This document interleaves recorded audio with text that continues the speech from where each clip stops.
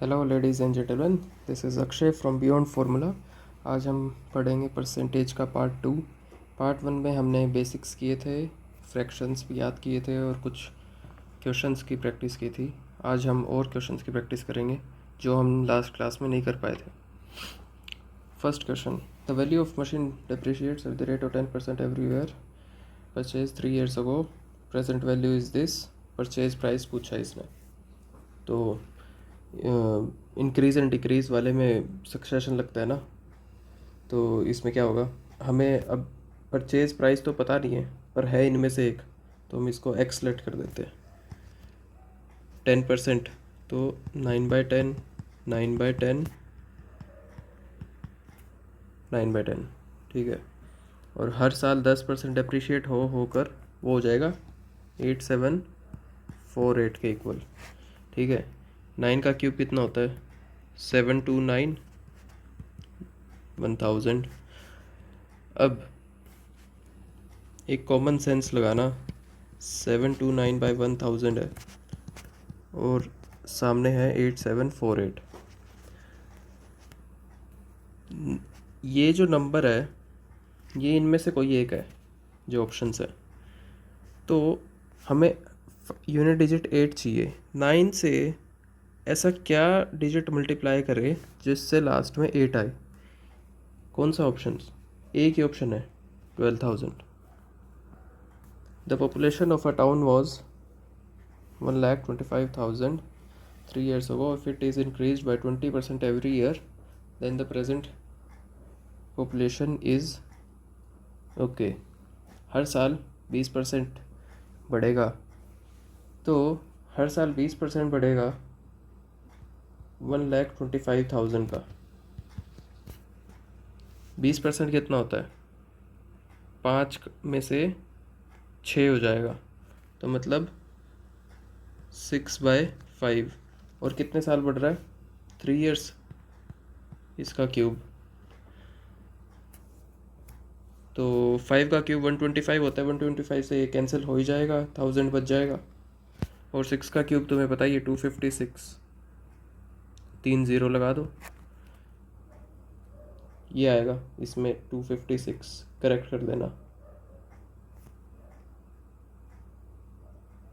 ठीक है। ये ऑप्शन में मिस्टेक थी। अगला question, the population of a town was 1,60,000 3 years ago. If it is increased by 3%, 2.5 and 5% respectively in the last 3 years, then the present population is what? Okay, तो पहले कितनी थी? 1,60,000, ठीक है। उसका पहले कितनी बढ़ी? 103%।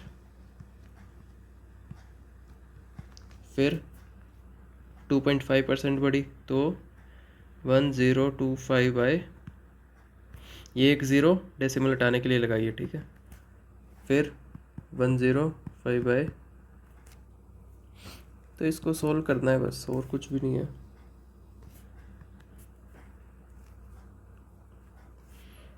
इसको काट कूट के क्या कुछ आएगा?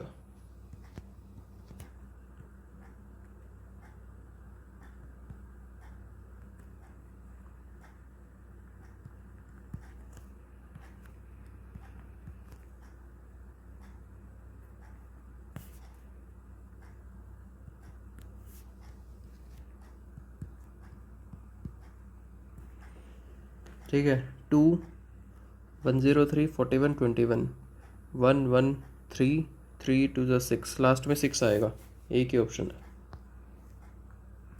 जब सबके यूनिट डिजिट अलग है ना, तो ये सारी कैलकुलेशन करने की ज़रूरत नहीं है, सिर्फ थोड़ा सॉर्ट आउट करो और देखो यूनिट डिजिट क्या आएगा लास्ट में, ठीक है। टाइम वेस्ट मत करो। The population of a town increases by 16.66%। ये हमने क्या पढ़ा था? 1/6 होता है, ठीक है, in first year, and decreases bye 37.5% in second year. ये हमने क्या पढ़ा था? 3/8। 1/8 होता है 12.5%। एक सेकेंड, 1/8 होता है 12.5%, और ये 12.5 का 3 टाइम्स है 37.5, तो इसका भी 3 टाइम्स ये होगा, ठीक है। And again increases by 57/7%। 1/7 किस में आता है, हमने पढ़ा था ना, 1/7 था 1/14 में, ठीक है। 1/14 में कि क्या थी, 1/7% था, ठीक है। तो इसका ये कितना टाइम्स है, 57 1/7 इसका 8 टाइम्स है ना, करके देख लो। 57 1/7 ही आएगा, तो इसका 8 टाइम्स कर दो तो 4/7 हो गया ना, ये आ गया रेशियो 4/7।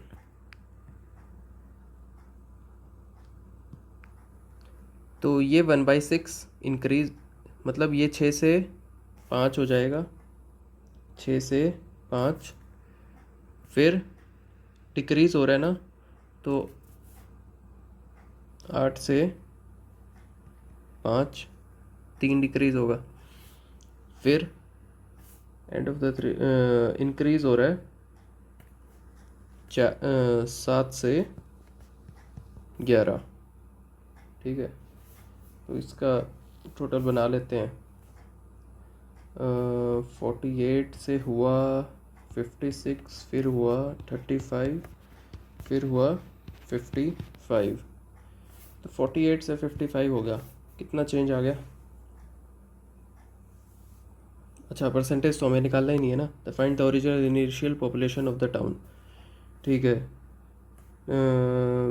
अच्छा, 55 रहेगी पॉपुलेशन, बट हमें तो यहाँ पे 16,500 दिया हुआ है ना, तो इसका 3 टाइम्स होता है, 300 टाइम्स होता है 16,500, तो इसका 300 टाइम्स कर देंगे, इसका 300 टाइम्स होगा 1440, 14,400। Next question, the price of petrol is increase by 25%, by how much percent a car owner should reduce his consumption of petrol so that the expenditure on petrol would not be increased। Price है petrol का 4 से 5 हो गया, ठीक है। तो वो चाहता है कि टोटल एक्सपेंडिचर है ना सेम रहे, ये प्राइस है, ये एक्सपेंडिचर है। तो एक्सपेंडिचर सेम रखने के लिए क्या करें, यहाँ पे 5, यहाँ पे 4 होना चाहिए, तभी तो दोनों के मल्टीप्लाई करेंगे सेम आएगा। 20 एक्सपेंडिचर वही सेम रहा, पहले भी 20 लग रहे थे, अभी भी 20, तो 5 से 4 मतलब कि कंजप्शन उसकी 5 से 4 होनी चाहिए, मतलब -20% करनी चाहिए उसको कंजप्शन, ठीक है। और नॉर्मल सा ये सोल्व करने की ज़रूरत नहीं है, प्रैक्टिस के साथ तुम्हें याद हो जाएगा। कोई चीज़ 25% बढ़ रही है तो उसको बैलेंस करना है वापस, -20% कम करना होता है दूसरी साइड में, तब जाके वो सेम रहेगा कि उसमें कोई डिफरेंस ना आए, ठीक है। Next, if the price of sugar falls by 10%, by how much percent must a householder increase its consumption so as not to decrease the expenditure on this item। ठीक है, कोई चीज़ 10 से 9 हो गई है, शुगर का प्राइस पहले 10 रुपये था, अब 9 रुपये हो गया।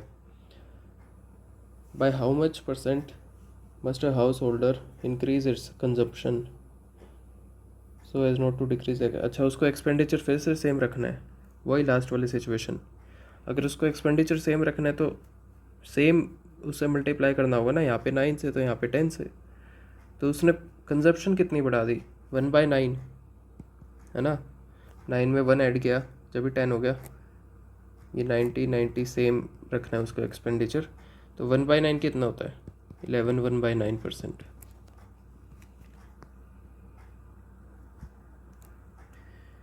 37, if the price of milk is increased by 35%, by how much a lady must reduce in her consumption so that her expenditure increases by only 8%।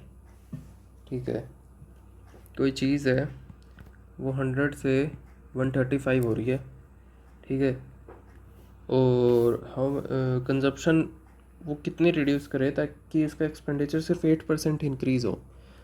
मान लेते हैं हम कंजप्शन पहले 100 थी, ठीक है, अगर कंजप्शन पहले 100 थी तो टोटल कितना हो रहा था एक्सपेंडिचर? 10,000, ठीक है।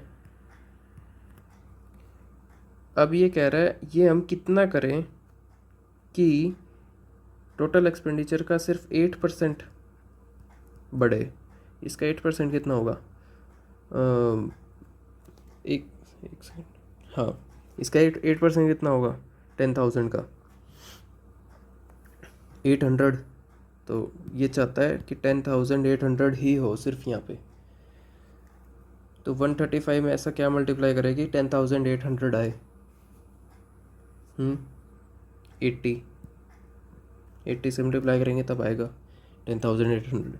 अब ये 100 से 80 कितना हो गया? -20%, है ना?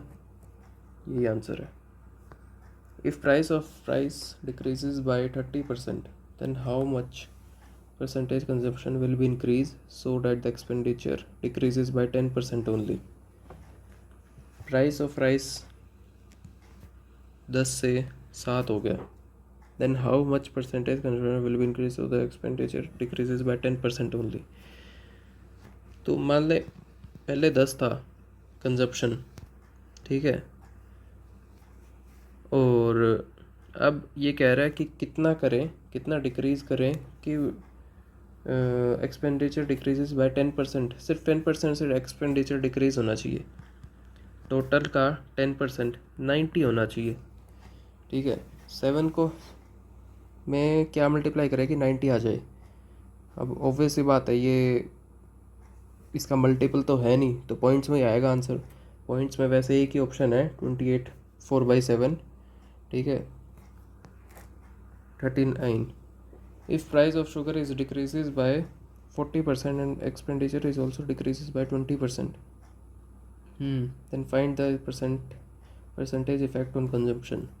शुगर का प्राइस डिक्रीज़ हो गया है 40%, मीन्स 5 से 3 हो गया, एंड एक्सपेंडिचर भी कम हो गया 20%। एक्सपेंडिचर मान लेते हैं पहले 10 था, 10 से 8 हो गया, ये 50 से 24 हो गया, and find the percentage effect on consumption. नहीं, अरे एक्सपेंडिचर डिक्रीज, अच्छा मैंने कंजम्पशन डिक्रीज़ कर दिया 20%। हाँ, एक्सपेंडिचर डिक्रीज़ ये हम 10 लेट कर देते हैं, ये हमें निकालना है। तो इसकी एक्सपेंडिचर आ गया 50, और इसका हमें एक्सपेंडिचर डिक्रीज़ करना है सिर्फ 20%, इसका 20% होगा 40। 3 में ऐसा क्या मल्टीप्लाई करेगी 40 आए?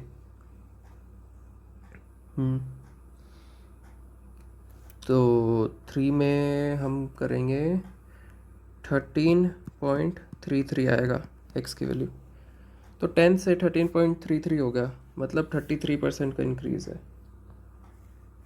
If the length of rectangle is increases by 25% and its area is increased by 50%, find the percentage change in breadth.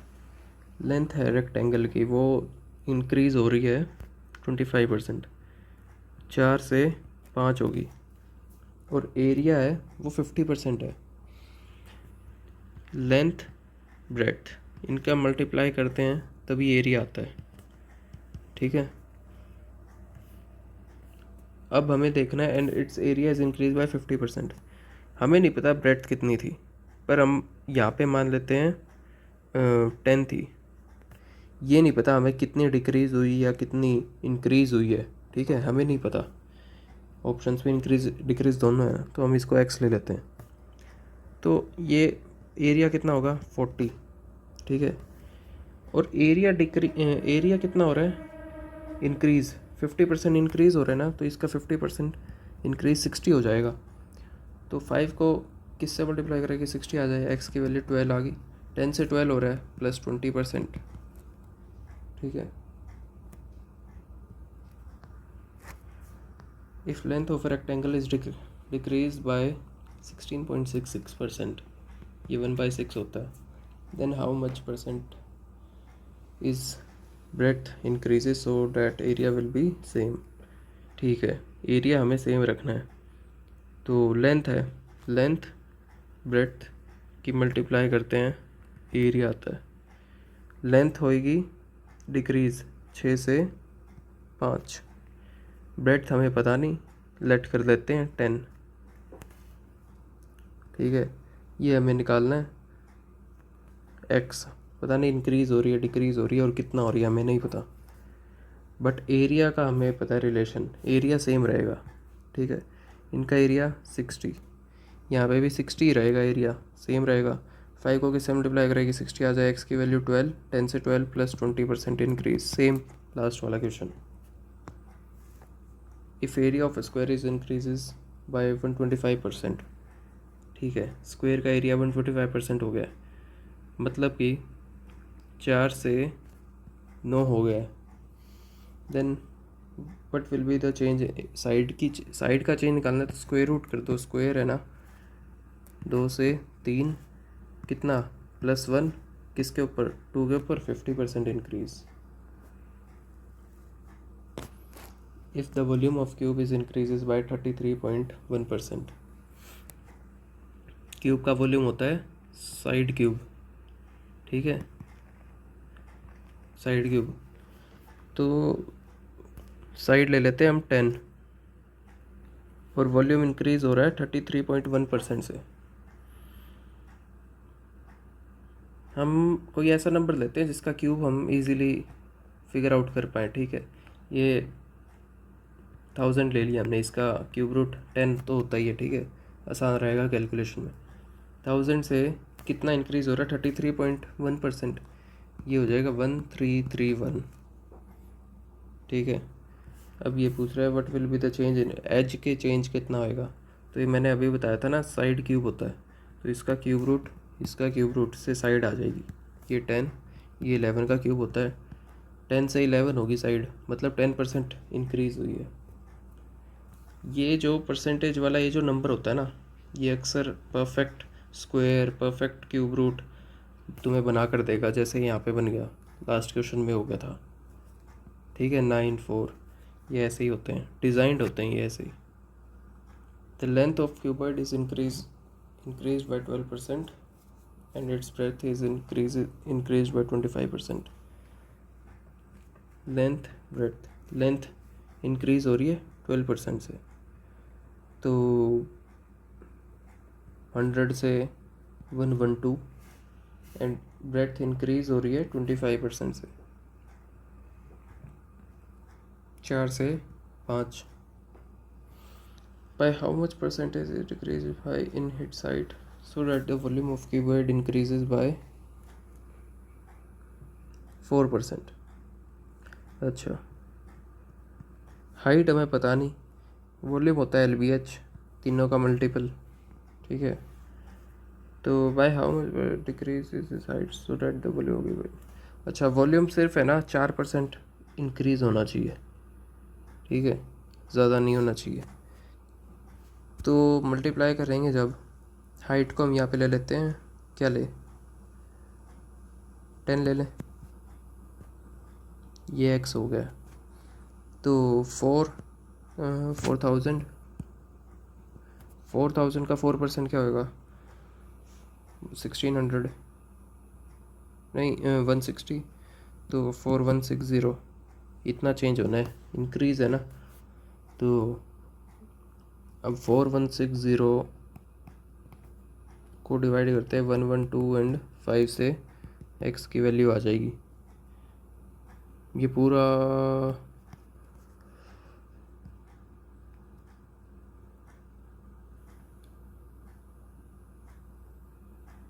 ये इससे पूरा डिवाइड नहीं होगा ना, पूरा नहीं होगा, पॉइंट्स में आएगा, पॉइंट्स में तो एक ही ऑप्शन है 25.7,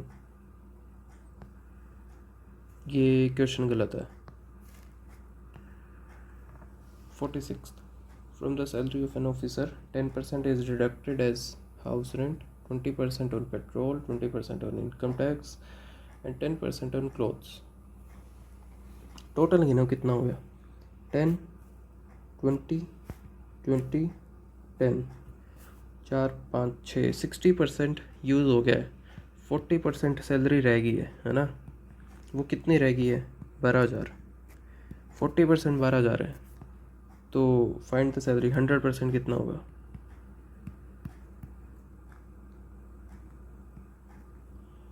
30,000 होगा। Nand Kishore gave 35% of his income to his wife and 50% to his son. ठीक है, now he is left with 11250। 35 वहाँ दे दी, 50 यहाँ, कितनी बच गई? 85 यूज़ होगी तो 15% रहेगी। 15% की वैल्यू दे रखी है 11250। ठीक है, वही बात है, स्टार्टिंग वाला अमाउंट पूछ रहा है, 100% वैल्यू पूछ रहा है।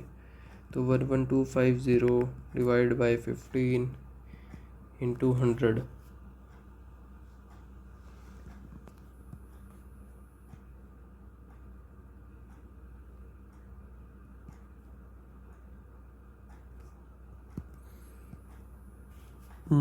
थ्री सेवन ज़ा 21, 3 5 ज़ा, ठीक है, 75,000। Out of 6650 employees in an organization, 68% are transferred. What is the number of employees not transferred? 68% transfer कर दिए, कितने रह गए? 32% रह गए। अब चलो इसको एक अच्छे मेथड से करते हैं। 32% को ले लेते हैं हम, अप्रोक्सीमेटली 33%। ठीक है, 33 के पास ही है। 33 क्या होता है? 1/3। ठीक है, तो 1/3 इसका 1/3 कितना होगा? 2 और समथिंग, 2 का तो ऑप्शन एक ही है ना? यही हो गया आंसर। आगे हम क्यों निकाले? पहली दो वैल्यू 2 हमें पता चल गया, और किसी में 2 कॉमन है ही नहीं, यही की ऑप्शन है, यही आंसर होगा। ऐसे भी कर सकते हैं, ये अप्रोक्सीमेशन है। ठीक है, इसके आसपास निकाला है ना हमने आंसर। रियल में तो 32% था, बट हमने 33% ले गए। फ्रैक्शन याद है क्योंकि हमको फ्रैक्शन से हमने ईजी हो गया।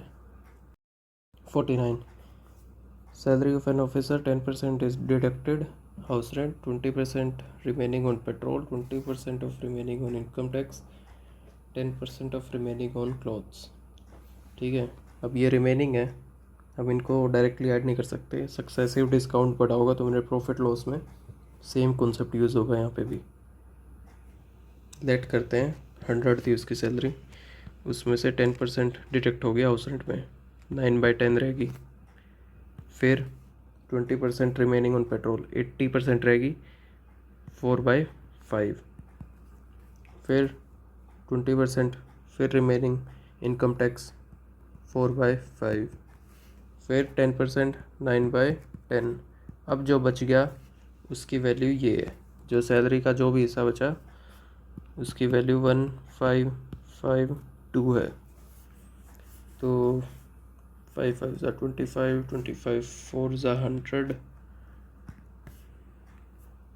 और 4 4 ज़ा 16, 9 9 ज़ा 81, 16 4 ज़ा 64, 64 इंटू 81/100 इज इक्वल टू 15552। ये उधर जाके सोल्व करेंगे।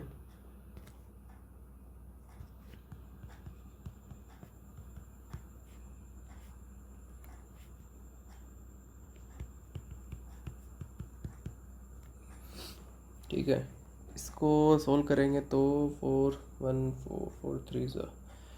ठीक है, एक आइडिया दूँ यहाँ पे भी, इनको मल्टीप्लाई करेंगे तो यूनिट डिजिट 4 ही आएगा। ठीक है, अब 4 को किस नंबर से मल्टीप्लाई, आखिरी का यूनिट डिजिट 4 है ना, उसको किस नंबर से मल्टीप्लाई करें कि यूनिट डिजिट 2 में बदल चेंज हो जाए। 4 3 ज़ा 12 होता है ना, तो मोस्ट प्रोबेबली इनका मल्टीपल 300 टाइम्स, 30 टाइम्स, 3000 टाइम्स, ऐसे कुछ होगा। ठीक है, अब हम ऑप्शंस देखेंगे तो 3 से तो एक ही दिख रहा है, 30,000 हो गया ना, ज़्यादा दिमाग लगाने की ज़रूरत ही नहीं। Total population of a village is 6000, number of Males and females increases by 10%, 30% respectively. Consequently, population of the village becomes 7500. ठीक है, 6000 से 7500 होगी.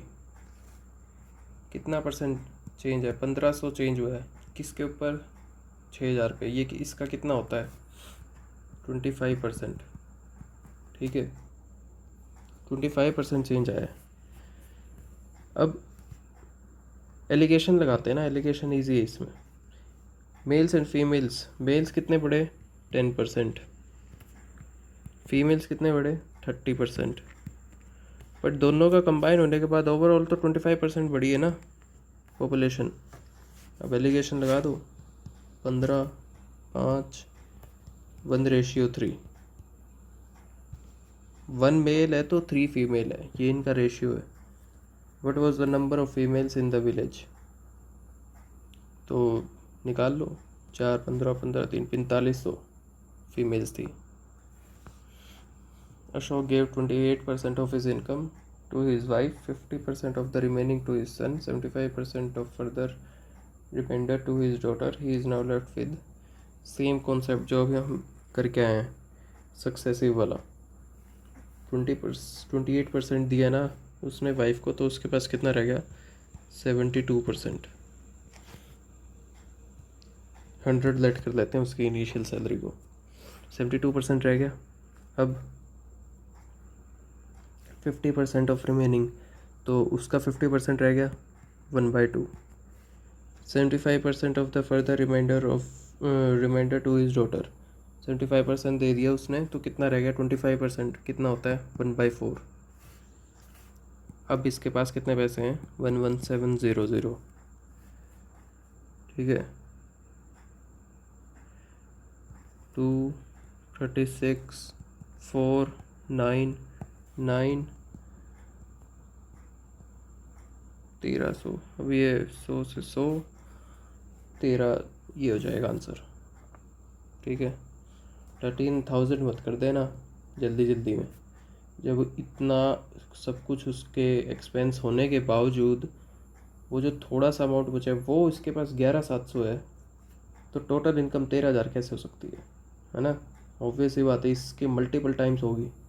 तो 1,30,000. 28% of a group are married, 40% of people are women, 60% men are unmarried. What is the ratio of married men and unmarried women? ये देखो, थोड़ा सही question है, अच्छा क्वेश्चन है. ठीक है, इसको कैसे कर सकते हैं? ठीक है, ये वुमेन है, ये मैन है. 40% पीपल आर वुमेन, 40 वुमेन है, 60 मैन है. ठीक है, अब उसमें से 60% मैन आर अनमेरिड. इसका 60% कितना होगा? 36. अनमेरिड है, तो मैरिड कितने हुए? 24. अब सेम यहाँ पे अनमेरिड और married women. What is the ratio? अच्छा, 28% of group are married. Total कितने हैं? हमने 100 लेट किया ना, 40 + 60 100. टोटल 28 लोग मैरिड है, बट 24 तो मेल्स ही हैं, तो मतलब 4 तो फीमेल भी होंगी जो मैरिड है. 4 फीमेल मैरिड है, तो 40 में से कितनी? 36 तो अनमैरिड रह गई. ठीक है, अब रेशियो निकालना है मैरिड मैन और अनमैरिड वुमेन का. मैरिड मैन कितने हैं? 24. और अनमैरिड वुमेन, अनमैरिड कितनी है? 36. 12 2 ज़ा 24, 12 3 ज़ा 36, 2:3. ये आंसर है. 53. In a library, 20% of books are in Hindi, 50% of remaining are in English, 30% of the remaining are in French. Remaining 6,300 books are in regional languages. What is the total number of books in library? तो हाँ, वही बात है, 100 late कर लेते हैं. उसका 20% हिंदी की है, तो मतलब 4/5 बच गई, हिंदी को काट दो। अब 50% रिमेनिंग आर इंग्लिश को काट दो तो 1/2 बची। अब उसका 30% फ्रेंच में है, ठीक है, तो 30% काट दो तो 7/10। अब जो रिमेनिंग बुक्स हैं वो हैं 6300। अब 7 9 ज़ा 63, 10 5 5 2 ज़ा 10, ये 10 कट गया। 4 को 900 से डिवाइड करेंगे तो आएगा 225, ये रहा। In a particular school in rural area, 80% of students below 13 are enrolled, ठीक है। Out of them 85 attend the school regularly। तो जो बिलो 13 है उसको हम लेट कर लेते हैं 100 बच्चे। ये कह रहा है उसका 80% बच्चे ही एनरोल्ड है। और out of them 85% attend the school regularly. इनमें से सिर्फ 85% ही अटेंड करते हैं स्कूल रेगुलर बेसिस पे, ठीक है। If 340 are regular, how many student there in, ठीक है।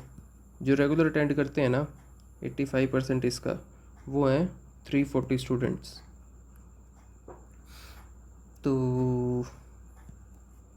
8 4 420 25, ठीक है, 500 आ गया। Sonali gave 14.28% of his income to beggar first, 16.6 to beggar second, 40 to beggar third। उसके पास अब रह गए 36%, इतना कुछ दान करने के बाद, ठीक है। इसको बोलेंगे 1/7%, 1/6%, ये तो नॉर्मल है।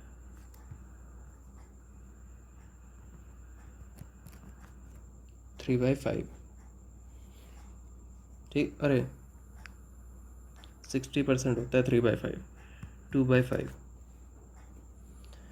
तो पहले उसने दान किया 1/7, ठीक है। 1/7, तो 1/7 दान किया, 7 था उसके पास, 6 बच गया। फिर उसने दान किया 1/6, ठीक है, तो 6 से 5 हो गया। फिर उसने दान किया 2/5, मतलब 5 के 2 हिस्से, तो अब उसके पास 3 बच गया। 7 से उसके पास 3 रह गया, और 3 की वैल्यू दे रखी है 3600। तो 7 की कितनी होगी, ये 1200 टाइम्स है ना इसका, तो इसका 1200 टाइम्स 8400।